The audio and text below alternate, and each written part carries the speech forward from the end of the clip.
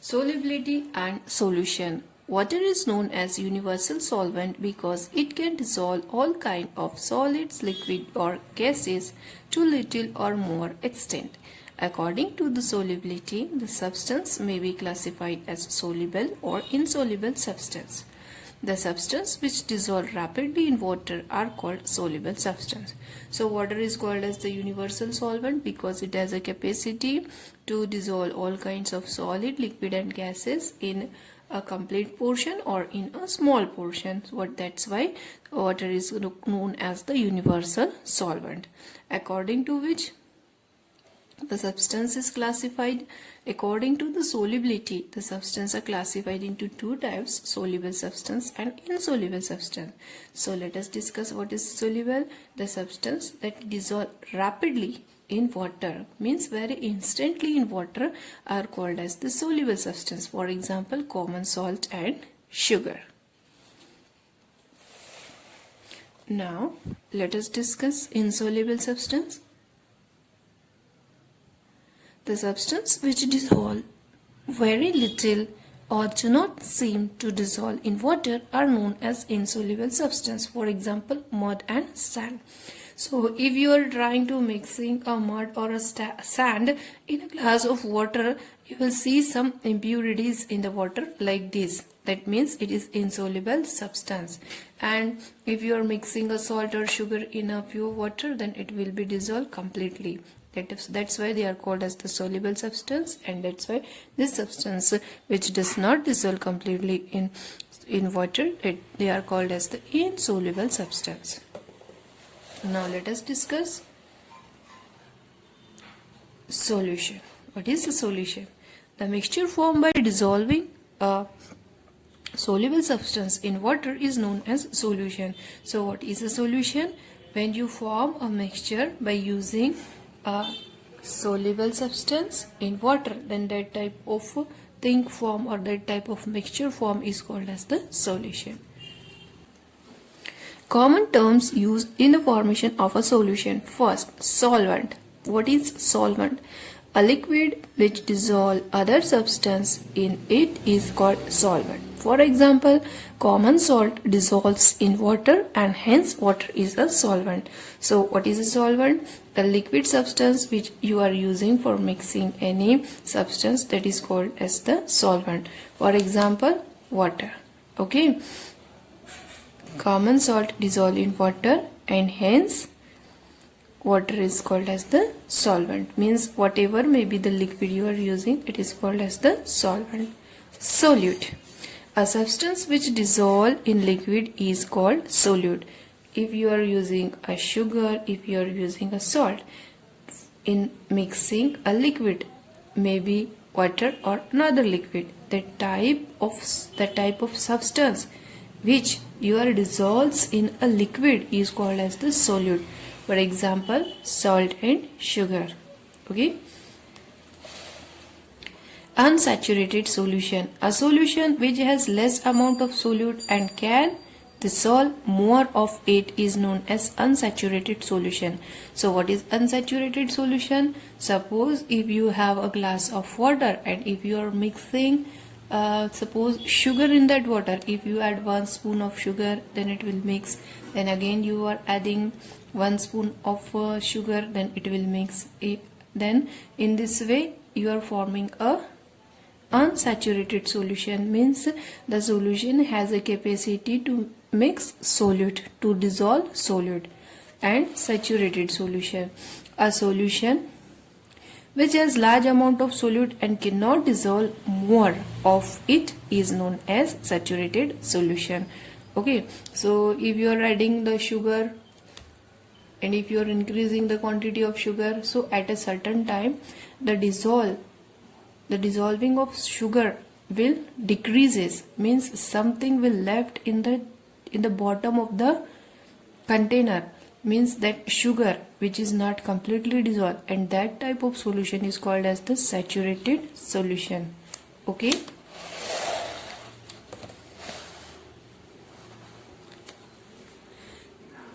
Conditions which enhance the formation of solution. Solute and solvent must be capable of mixing. High temperature enhance the formation of a solution. Stirring help in quick formation of the solution. Solute should be in the form of a fine powder as it help in the formation of solution quickly. So these are the conditions which help in the formation of solution. Solute and solvent must be capable of mixing, means they are able to mix. High, if temperature is high, then formation of solution will be takes place rapidly, and if you stir the mixture, then the formation of mixture also will take place easily.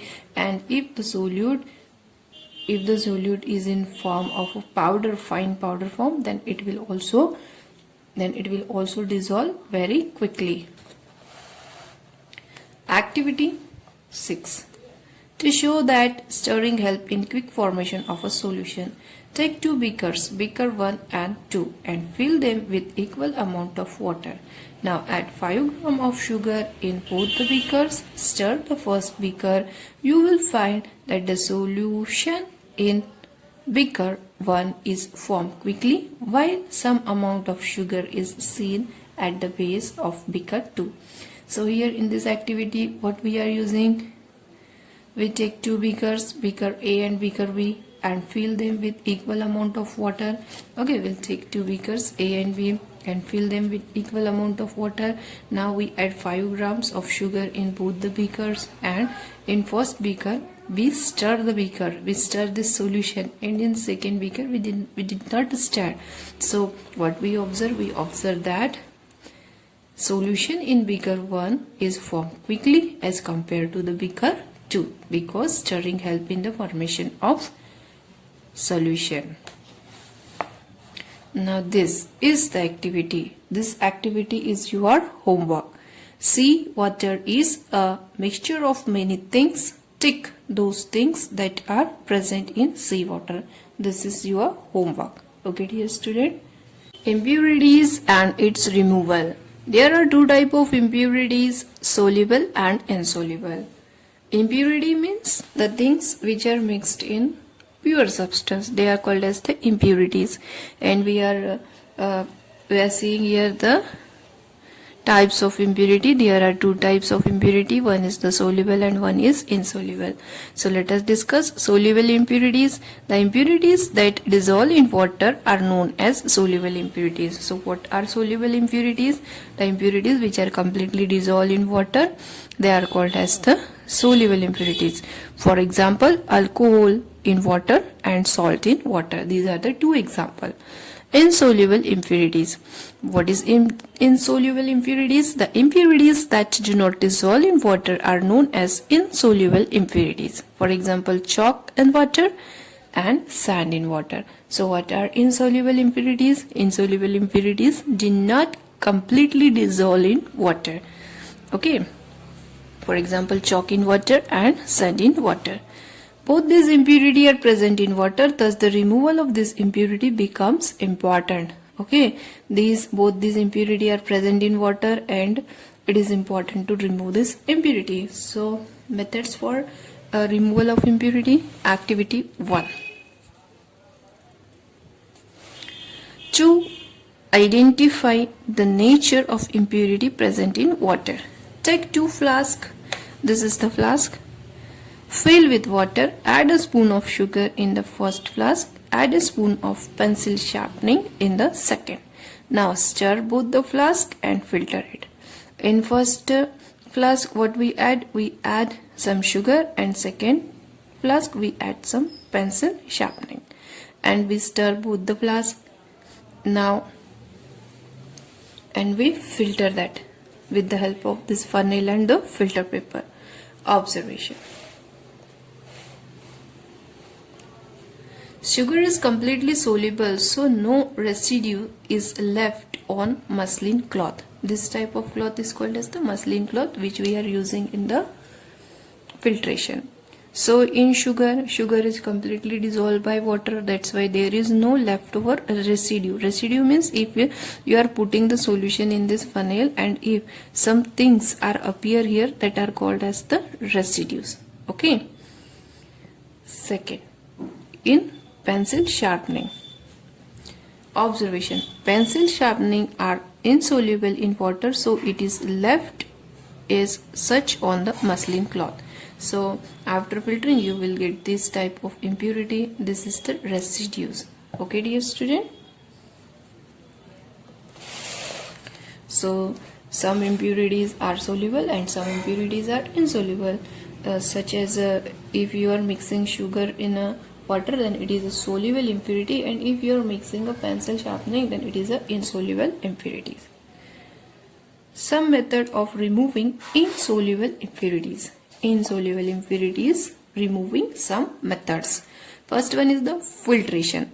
The separation of insoluble impurity with the help of filter paper or muslin cloth is known as filtration.